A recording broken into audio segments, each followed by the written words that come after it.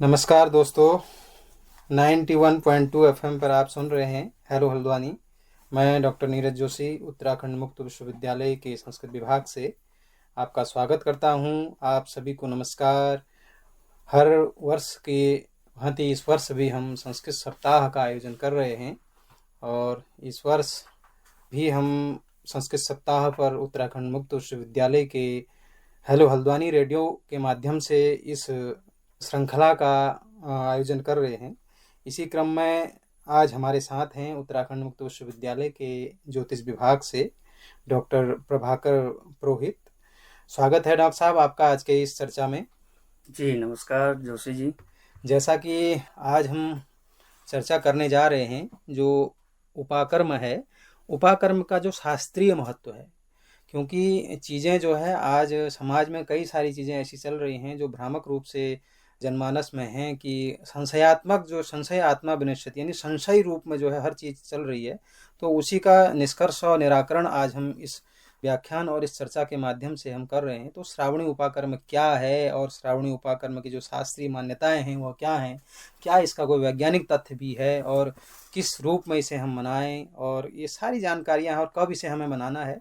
तो इस चर्चा को प्रारंभ करने से पूर्व मैं पुनः एक बार आपका स्वागत करता हूं और हमारे श्रोता जन जन तक आवाज़ यह पहुंच रही है, जो इसे सुन रहे हैं उन सभी को इस व्याख्यान से लाभ प्राप्त होगा। तो डॉक्टर साहब, जो हमारा जो पहला क्वेश्चन है वो है, जो श्रावणी जो उपाकर्म है, ये उपाकर्म है क्या? जोशी जी, मेरी ओर से भी सभी श्रोताओं का बहुत बहुत स्वागत एवं सभी को नमस्कार। देखिए, हम आसान भाषा में इसको इस तरह समझ सकते हैं, जैसे उपाकर्म है। उपाकर्म जो है एक इंद्रियों की पवित्रता का एक पुण्य पर्व मनाया जाता है हमारे यहाँ। उपाकर्म का अगर हम अर्थ इसको थोड़ा और गहराई से जानने की कोशिश करते हैं तो उपाकर्म और उपाकरण ये दो शब्द हैं। उपाकरण का अर्थ है आरंभ करने के लिए निमंत्रण या निकट लाना। वैदिक काल में जब आप देखते थे कि गुरुकुलों की जो पद्धतियां थी, वेदों के अध्ययन के लिए विद्यार्थी गुरु के पास जाते थे, एकत्रित होते थे, इसको वेदाध्ययन भी कहा जाता था। इसके आयोजन काल के बारे में धर्म ग्रंथों में लिखा भी गया है कि जब वनस्पतियां उत्पन्न होती है, श्रावण मास के श्रवण नक्षत्र व चंद्र के मिलन यानी पूर्णिमा को, तो यह जो है पर्व मनाया जाता था। इसको उत्सर्जन या उत्सर्ग काल भी कहा जाता था। श्रावण शुक्ल पूर्णिमा के शुभ दिन में साथ ही उपाकर्म के साथ साथ हमारे यहाँ रक्षाबंधन के साथ इस श्रावणी उपाकर्म का पवित्र संयोग बनता है।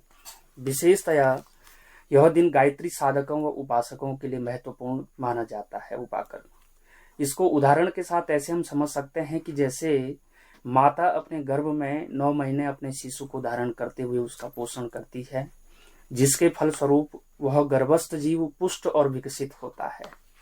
फिर जब वह मातृकुक्ष से इस संसार में जब आता है तो उसका एक तरह से दूसरा जन्म हम मान सकते हैं। एक तो मातृगर्भ में उसका जो पोषण हुआ, जी जी, और दूसरा जो है कि जन्मोपरांत। और जन्म के बाद जो है उसके साथ साथ जो है ना, प्रकृति भी उसका एक पोषक बन जाती है। प्रकृति भी उसको जो है अपने आचार विचार से प्रभावित करती है उस जीव को। तो भारतीय सभ्यता में हमारे यहाँ संस्कृत में एक शब्द जो है संस्कार का आता है।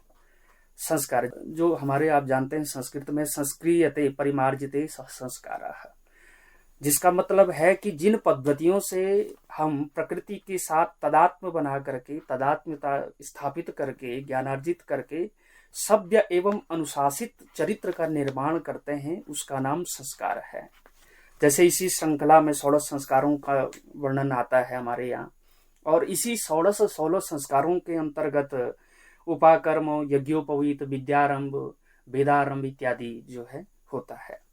तो ये सब संस्कार के अंदर निहित है, उसमें हम अभी अधिक चर्चा नहीं करेंगे। हम सिर्फ उपाकर्म पे आते हैं, जिसके माध्यम से यानी उपाकर्म के माध्यम से मनुष्य जो है वेद माता गायत्री और गुरु के अनुशासन की ऊर्जा से परिपक्व होता है। और उसका अर्थ ये हुआ कि जैसे पूर्व में चर्चा हुई कि एक तो जन्मदात्री हमारी माँ है, दूसरा जन्मोपरांत प्रकृति के साथ जो है हम अपने संस्कारों से जब बध जाते हैं, परिमार्जित हम होते हैं, हमारा शुद्धिकरण होता है, हमारा इंद्रियों का निग्रह होता है, हमें जो भी विरासत में हमारी सभ्यता और संस्कृति ने ये सब चीजें दी हैं, तो वो गायत्री की उपासना से, गुरु दीक्षा के माध्यम से जी हमारे यहाँ वर्णन आता है। तो वहां पे शास्त्रों में द्विज शब्द आया है।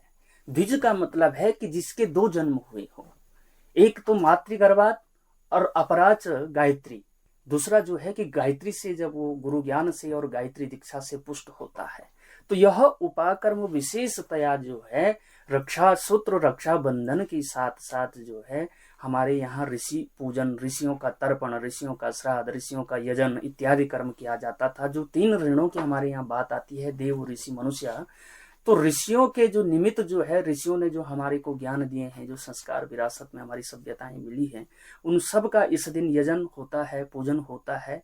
इसी पर्व का नाम जो है उपाकर्म रखा गया है। बिल्कुल। ये संक्षिप्त तो हम इसको हाँ, कह ऐसे सकते हैं कि जो श्रावणी उपाकर्म जी, है जी, यह जी, एक वैदिक काल से जी, चली हुई परंपरा है। बिल्कुल। तो यहाँ पे जो द्विज आता है, द्विज का जैसा भी हुआ कि संस्कार से द्विज शब्द आया है, तो श्रावणी पर्व पर द्विजत्व की साधना को जीवंत और प्रखर बनाने का यह पर्व है। यही वो पर्व है जिससे हम अपने संकल्पों की सिद्धि, जिससे हम में जितेंद्रियता, अमरत्वता, और जैसे हमारे यहाँ उपनिषदों में कहा गया है कि तमसो मा ज्योतिर्गमय, हम अंधकार से प्रकाश की ओर जाते हैं, मृत्यु से अमरत्व की ओर जाते हैं, ये सब इसी पर्व के अंतर्गत निहित है। इसमें एक चीज आता है कि हमारे यहाँ इसके साथ साथ जो है रक्षासूत्र और रक्षाबंधन पर्व का भी इसमें मनाया जाता है, रक्षाबंधन पर्व भी मनाया जाता है।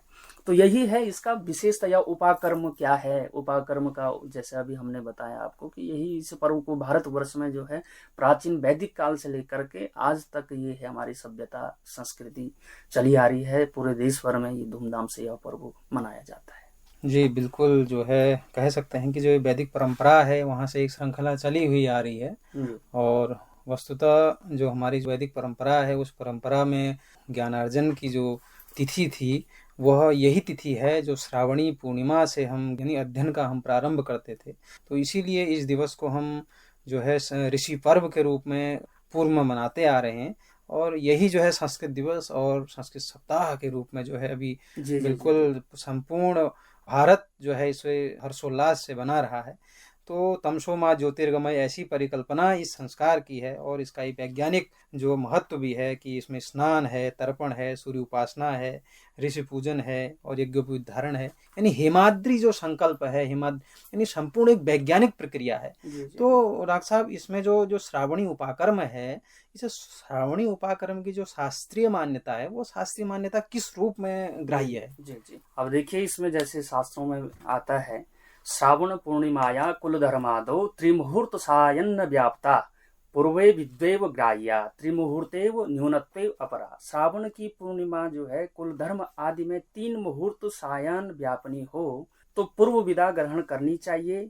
3 मुहूर्त से न्यून हो तो पहले लेनी चाहिए। निर्णय सिंधु के आधार पे जो है इसको इस प्रकार से कहा गया है। आज जो है कि हम देखते हैं कि इस उपाक्रम में लोगों के बीच एक दुविधा बनी हुई है। जी बिल्कुल, इस समय जो है सभी चर्चा का विषय है कि रक्षाबंधन कब मनाएं, 30 को बनाएं कि 31 को मनाएं। तो ये सबके मन में प्रश्न चल रहा है और द्विविधात्मक बना हुआ है। निर्णय सिंधु, धर्म सिंधु के आधार पर मृत्युलोक की भद्रा में रक्षा सूत्र धारण करना शुभ नहीं माना जाता है, जिसका प्रमाण शास्त्र में लिखा भी है कि भद्राद्वये न कर्तव्ये श्रावणी फाल्गुनी तथा अपराह्ने प्रकर्तव्या यदि भद्रा निवर्तये अपराह्न व्यापनी चैव न कर्तव्या कदाचन अपराह्ने त्रिमुहूर्त व्यापनी यदि। सामान्यतः हम देखें तो रक्षाबंधन जो है कर्क राशि के सूर्य में श्रवण नक्षत्र में पड़ता है। श्रवण नक्षत्र में चंद्र मकरस्थ होता है, जिसमें अगर भद्रा का विचार करेंगे तो भद्रा का जो वास होता है वो पाताल में होता है। लेकिन इस वर्ष जो है श्रावण अधिमास होने के कारण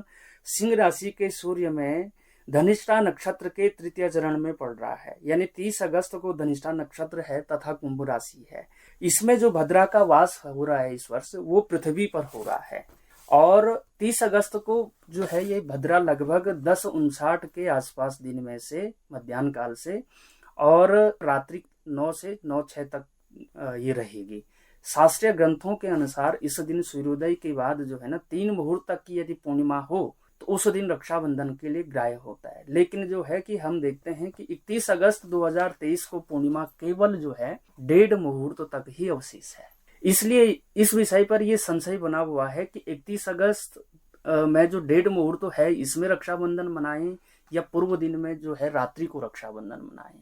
अब यहाँ पे साथ में चूंकि उपाकर्म भी है, उपाकर्म में यज्ञोपवीत धारण करना या रक्षा सूत्र धारण करना रात्रि को कई शास्त्रकारों ने त्याज्य माना है। इसलिए अगले दिन 31 तारीख को जो है सूर्योदय व्यापनी तो है ही पूर्णिमा, तो 31 की सुबह जो है 7 बजे तक ये कर्म कर सकते हैं। और कुछ शास्त्रकारों का मत ये है कि 30 को भी रात्रि को जो है रक्षाबंधन कर सकते हैं, लेकिन प्रायः अगर हम निष्कर्ष पे पहुंचे तो 31 की सुबह जो है ये समय उचित है।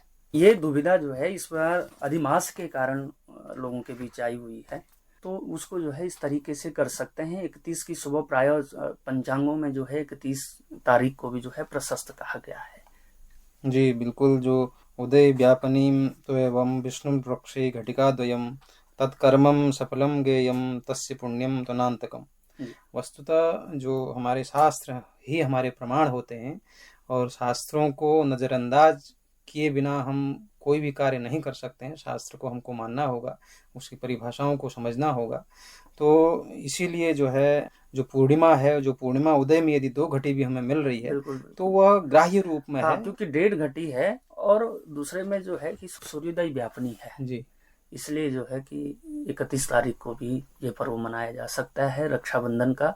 उपाकर्म बशर्ते 31 को रात्रि में करके और अगले दिन जो है सूत्र धारण हो सकता है। जी बिल्कुल, बहुत सुंदर और सूत्रात्मक रूप में आपने जो है इस विवेचन को हमारे श्रोताओं के समक्ष रखा और कई सारी जो हमारे मन में एक संशय था वो संशय भी यहाँ पर दूर हो गया है। तो बहुत बहुत धन्यवाद आपका इस चर्चा के लिए। और इसके अलावा यदि हमारे श्रोताओं के लिए आपका कोई संदेश हो जो आप देना चाहते हो। सर्वप्रथम तो अभी सभी को संस्कृत सप्ताह की भी बहुत बहुत जो है शुभकामनाएं, और हम यही कहना चाहेंगे कि इस पर्व को जो है हमारा जो वैदिक काल से चला आ रहा है, हमारी सभ्यता और हमारी संस्कृति, हमारे संस्कार, इनको अगर जीवंत रखना है तो इस पर्व को वही धूमधाम से मनाइए। और इस त्योहार को जो है कि उसी वैदिक काल की अखंडता को अखंड रखते हुए सभी से यही कामना है कि इस त्योहार को हर्षोल्लास के साथ मनाइए। पुनः रक्षाबंधन की सबको शुभकामनाएं। बहुत बहुत धन्यवाद डॉक्टर साहब। और सभी श्रोताओं जिन जिन तक यह आवाज़ पहुंच रही है उन सभी के लिए संस्कृत दिवस की, संस्कृत सप्ताह की, उपाकर्म और रक्षाबंधन, आप सभी को ढेर सारी शुभकामनाएं। जी जी, बहुत बहुत